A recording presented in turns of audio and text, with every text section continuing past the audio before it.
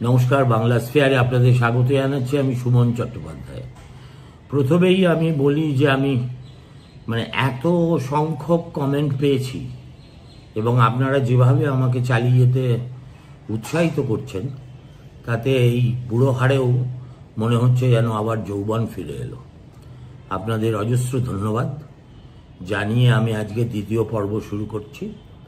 ঠিক করেছি, যদি দৈনন্দিন ঘটনাবলী নিয়ে কথা বলতে হয় সেটা না হয় সকালের ভিডিওতে বলবো, কিন্তু রাত্রের ভিডিওয়ে যথারীতি এখন বুদ্ধবাবু চলবে। গতকাল যেখান থেকে শেষ করেছিলাম আজকে সেখান থেকেই শুরু করি। আপনাদের কাছে অকপটে একথা স্বীকার করতে আমার বিন্দুমাত্র কোনো সংকোচ হচ্ছে না যে বুদ্ধবাবুর কাছ থেকে টেলিফোন পেয়ে তার প্রথম দর্শন লাভের জন্য আনন্দবাজার পত্রিকা থেকে রাইটার্স ওইটুকু রাস্তা যাওয়ার সময় আমার কিন্তু কপালে বিন্দু বিন্দু ঘাম জমে যাচ্ছিল। দেখুন, কর্মসূত্রে আমাকে রিপোর্টারি করতে হয়েছে তো, এবং আমি অনেক বিপজ্জনক পরিস্থিতিতে পড়েছি, যুদ্ধের মধ্যে পড়েছি, গৃহযুদ্ধের মধ্যে পড়েছি, জাফনার জঙ্গলে গেছি।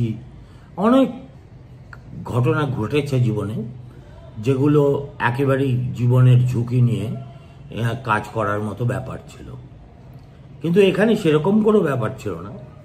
তবু আমাকে হঠাৎ কেন বুদ্ধদেব ভট্টাচার্য ডাকলেন, অফ অল পিপল, যেখানে আমাদের অপরিচয়ের যে একটা প্রেক্ষাপট ছিল, তিক্ততার প্রেক্ষাপট, সেই প্রেক্ষাপটের আমাকে ডাকাটা আমি একেবারেই খুব অপ্রত্যাশিত ছিল আমার কাছে।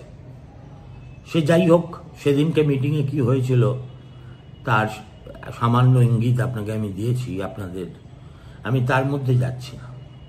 তার আগে বুদ্ধদেব ভট্টাচার্য যে মুখ্যমন্ত্রী হলেন, সেটা কিন্তু আমি বলবো বাংলার সিপিএমের তৎকালীন নেতাদের একেবারে একটা মাস্টার স্ট্রোক ছিল।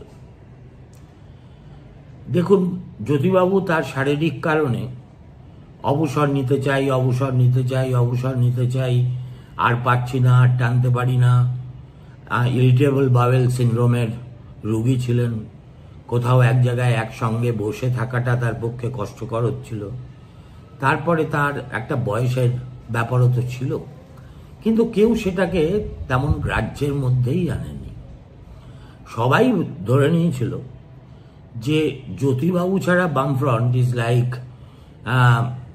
Hamlet without the Prince of Denmark. সুতরাং জ্যোতিবাবু মুখে যতই বলুন, তার শরীর যতই তাকে জবাব দিক, তাকেই মুখ করে বামফ্রন্ট আবার ভোটে লড়বে। কেননা তার মতো তুরুপের তাস তো আর দ্বিতীয়টি বামফ্রন্টের শিবিরে ছিল না। কিন্তু আমার কেন জানি না মনে হয়েছিল যে জ্যোতিবাবু এবার সিরিয়াস, তিনি সত্যিই রিটায়ার করবেন, এবং তার অভ্যর্থ ইঙ্গিত তিনি আমাকে ইসরায়েলে বসে দিয়েও ছিলেন।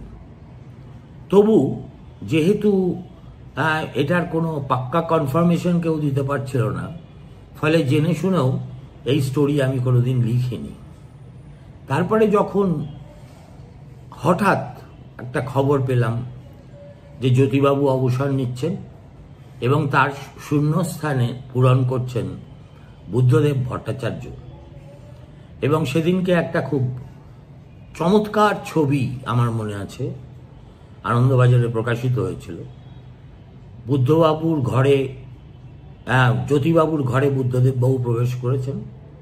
জ্যোতিবাবু নিজের চেয়ারের পিছনে দাঁড়িয়ে বুদ্ধবাবুকে এগিয়ে দিয়ে বলছেন, আজ থেকে তুমিই বসবে এখানে এই চেয়ারে। কিরকম একটা যেন বুদ্ধবাবুকে লাগছিল, সলজ্জ মুখ, একটু যেন নার্ভাসও। তার নার্ভাসনেস সেদিন মুখ্যমন্ত্রীর আসনে বসার সময় যতটা ছিল, আমার নার্ভাসনেস তার প্রথম সন্দর্শনে যাওয়ার সময় তার চেয়ে ছিটে ফোটা কম ছিল না। কিন্তু এই যে এইভাবে জ্যোতিবাবু দুম করে ছেড়ে দিলেন, তার জায়গায় বুদ্ধদেব ভট্টাচার্য চলে এলেন, এটা আমাদের মিডিয়া পণ্ডিতরা অনেকেই মেনে নিতে পারেনি।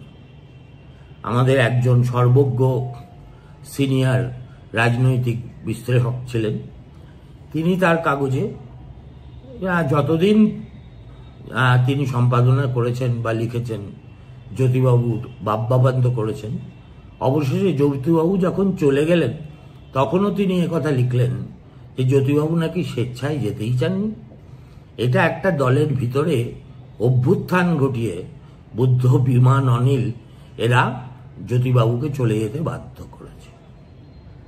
দেখুন, আমরা সবাই অল্প বিস্তর আমাদের নিজস্ব বায়াস থেকে অনেক সময় অনেক কিছু লিখেছি, কিন্তু এইভাবে একটা সব গুজবকে খবরে পরিণত করার প্রবণতা আমার অন্তত ব্যক্তিগতভাবে কখনো সেভাবে হয়নি। একটা খবর পেলাম, হয়তো যার কাছ থেকে পেয়েছি সেই সোর্স আনইমপিচেবল, কিন্তু কনফার্ম করতে পারছি না, অতএব স্টোরিটা করতে পারিনি। এরকম ঘটনা অজস্র ঘটেছে আমার জীবনে, এবং সেটাই ছিল আমাদের গুরুদের শিক্ষা। যে দুটো শিক্ষা, যার একটার ছাপও আমি আজকালকার মিডিয়ায় দেখি না। প্রথম কথা হলো যে কারুর সম্পর্কে কোনো অভিযোগ পেলে তার বক্তব্য নিতেই হবে, একতরফা কোনো অভিযোগ লেখা যাবে না। আর যদি কোনো কারণে তিনি কথা বলতে রাজি না হন, তাহলে তাকে বলতে হবে যে দেখুন, আমি কিন্তু এই ব্যাপারে আপনার প্রতিক্রিয়া জানতে চেয়েছিলাম, আপনি জানালেন না, আমি সেই কথাটাই লিখছি। এটা ছিল এক। 2 নম্বর হচ্ছে অলওয়েজ ডাবল চেক। অর্থাৎ একটা খবর পেলাম আর ব্রেকিং নিউজ করে চালিয়ে দিলাম, ঠিক না ভুল, সত্য না মিথ্যে, সম্ভব না অসম্ভব, এসব কোনো কিছুর বেলায় থাকলো না। এটাও আমরা অবশ্য পুরনো স্কুলের জার্নালিস্ট, ইদানিং নব্য স্কুলের সাংবাদিকতা তো আমরা শিখিনি। সে যাই হোক, তো বুদ্ধবাবু মুখ্যমন্ত্রী হওয়ার পরে আমারও সংশয় ছিল যে আসলে জ্যোতিবাবুর শূন্যস্থানে বসাটা অনেকটা সচিন তেন্ডুলকার সেঞ্চুরি করে যাওয়ার পরে ব্যাট হাতে মাঠে নামার মতো। যে নামে সেই জানে যে তার চাপটা কি। এবং বুদ্ধবাবু তার আগে জ্যোতিবাবুর সঙ্গে তার সম্পর্ক নিয়েও নানা জল্পনা, নানা লেখালেখি হয়েছে।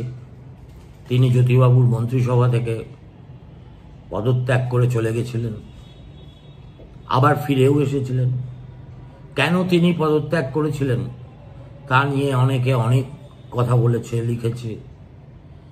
আমি চোরের মন্ত্রিসভায় চাকরি করতে পারি না, চাই না, এরকম কথা নাকি বুদ্ধদেব ভট্টাচার্য বলে জ্যোতিবাবুর মন্ত্রিসভা ছেড়েছিলেন। সত্যি কথা বলতে কি, আমি এই প্রশ্নটা কোনো সময় নিভৃত মুহূর্তে জ্যোতিবাবুকেও জিজ্ঞেস করেছি, বুদ্ধদেব বাবুকেও জিজ্ঞেস করেছি। দুজনের কেউ কি হয়েছিল সেটা ভেঙে বলেননি বটে, তবে এইরকম কোনো উক্তি যে বুদ্ধবাবু করেননি সেটা দ্ব্যর্থহীনভাবে আমাকে তারা বলেছিলেন। কিন্তু সে যাই হোক, একটা তো গল্পের গরু গাছে তুলতেই হবে, অতএব মিডিয়া তখন সেটা নিয়েই ব্যস্ত ছিল। তবে একটা জিনিস আমি পরবর্তীকালে লক্ষ্য করে দেখেছি, যে জ্যোতিবাবুর সঙ্গে ধরুন অনিল বিশ্বাসের যে ব্যক্তিগত সম্পর্কে যে উষ্ণতা ছিল, অনিলদাকে যেরকম তিনি স্নেহ করতেন, ওই ইস্তফার ঘটনার পরে কোথাও যেন একটা জ্যোতিবাবুর সঙ্গে বুদ্ধবাবুর সম্পর্কে একটা অনপনেয় দূরত্ব রচনা হয়েছিল, যে দূরত্বটা অতিক্রম করার কোনো চেষ্টা সচেতনভাবে বুদ্ধদেব বাবু করেছিলেন বলে আমার মনে হয় না। কেননা যখন আমি আপনাদের দুটো উদাহরণ দিচ্ছি, যখন সিঙ্গুরে টাটারা প্রথম দিন এসে স্থানীয় লোকজনের তাড়া খেয়ে পালিয়ে গেল, টাটার লোকজন, জ্যোতিবাবু ইন্দিরা ভবনের নিরালায় বসে তিনি মন্তব্য করেছিলেন, আমাদের কৃষক সভার লোকগুলো কি করছিল।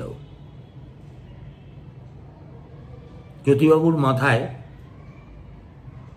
যেহেতু তিনি কমিউনিস্ট পার্টি কার্যত সারা জীবন করেছেন, ফলে তার মনে হয়েছিল গ্রামের লোকেদের নিয়ে, কৃষকদের নিয়ে কোনো সমস্যার সমাধানের করতে গেলে এই দায়িত্ব তো কৃষক সবার উপর বর্তাবে, আমলাদের উপর বর্তাবে না। সে যাই হোক, তারপরে যখন নন্দীগ্রাম নিয়ে ঝামেলা হচ্ছে, তখন আমি একদিন গেছিলাম, মাঝে মাঝেই যেতাম, এবং কথায় কথায় তাকে বলেছিলাম যে আপনি একটু বুদ্ধবাবুকে বললে তো পারেন। উনি বললেন, কই, বুদ্ধ তো আমার কাছে আসেন। দেখুন, এইসব কথা তো আমি কোনোদিন বলবো বলে শুনিনি, আর শুনলেও জানাইনি। আজকে যখন ঠিকই করেছি যে খাতা খুলে যা হয়েছে বা যা দেখেছি, যা শুনেছি, যা বুঝেছি, সেটা আপনাদের সঙ্গে শেয়ার করব, তখন আমার মনে হলো যে এই কথাগুলো জানানো খুবই জরুরি। কিন্তু এগুলো তো অনেক পরের কথা। 2001 সালের বিধানসভা নির্বাচনের আগে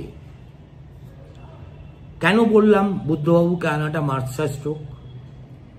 দেখুন, 2001 সালের বিধানসভা নির্বাচনের আগে সিপিএম নেতৃত্ব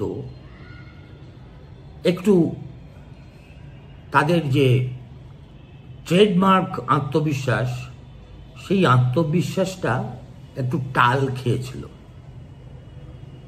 তার অন্য কোনো কারণ ছিল না। একটা হচ্ছে 77 সাল থেকে একটা দল ক্ষমতায় আছে, উপর্যুপরি নির্বাচনে একেবারে ওভারওয়েলমিং মেজরিটি নিয়ে সরকার গঠন করেছে। সুতরাং একটা তো অ্যান্টি ইনকামবেন্সি আর ফিলিং ভোটারের মধ্যে আসবেই, সে যত জনপ্রিয় সরকারই হোক না কেন। 15 বছর 20 বছর ক্ষমতায় থাকার পরে লোকের তো মুখ বদল করতেও ইচ্ছে করে। সুতরাং একটা অ্যান্টি ইনকামবেন্সির ঝোঁক পরিষ্কার, সেটা বোঝা যাচ্ছিল। তার পাশাপাশি তো ছিল মিডিয়ার সম্মিলিত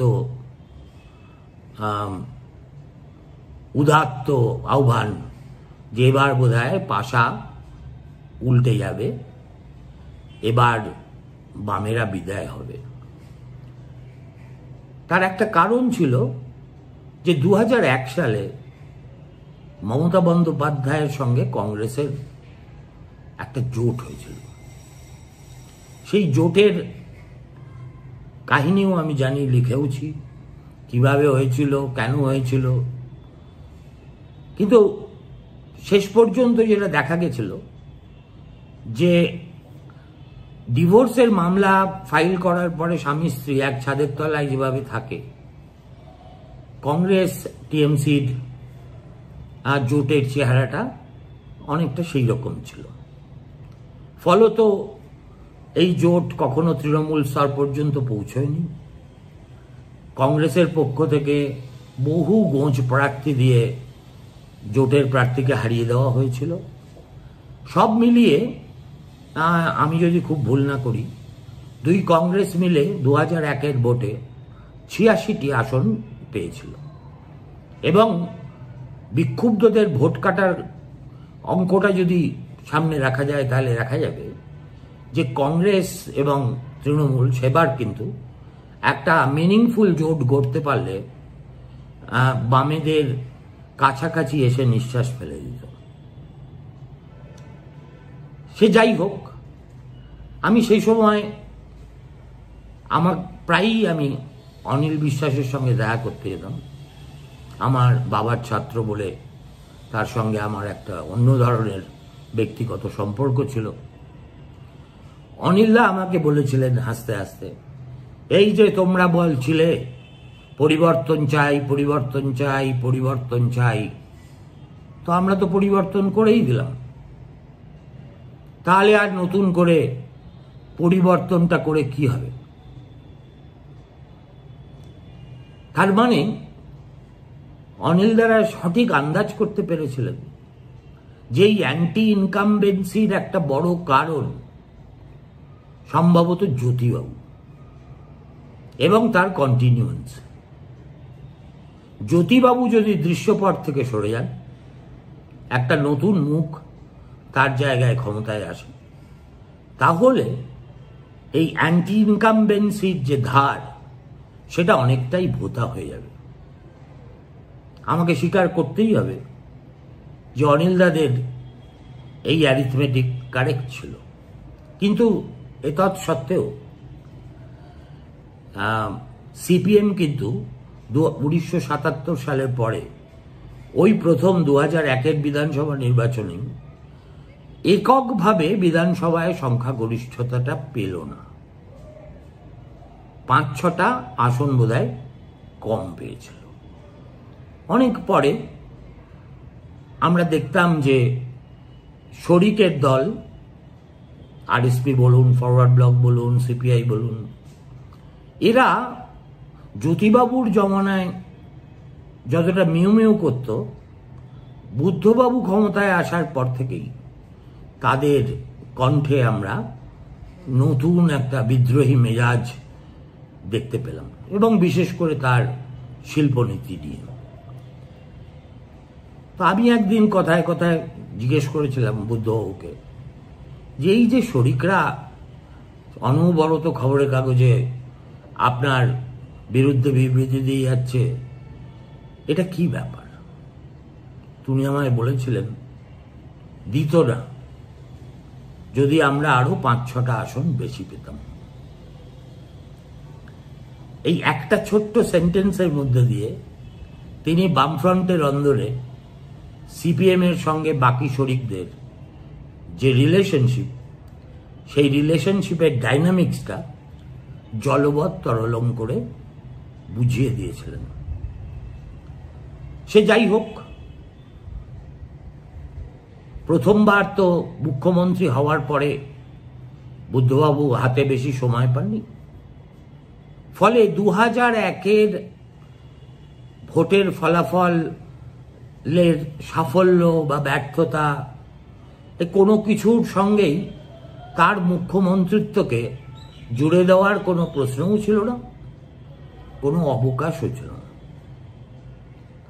ফলে 2001-এও বামফ্রন্ট সরকার গঠিত হলো, সিপিএম এককভাবে হয়তো গরিষ্ঠতা পেল না, কিন্তু জোট হিসেবে বামফ্রন্ট কমফোর্টেবল মেজরিটি পেল, এবং পশ্চিমবঙ্গে মুখ্যমন্ত্রী হলেন বুদ্ধদেব ভট্টাচার্য।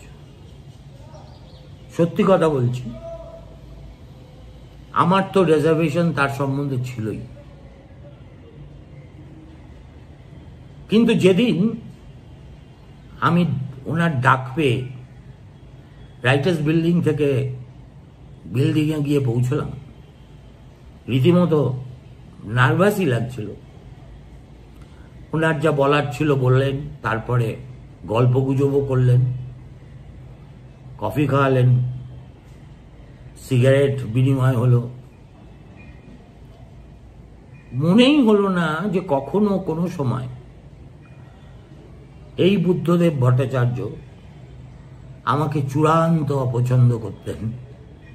এত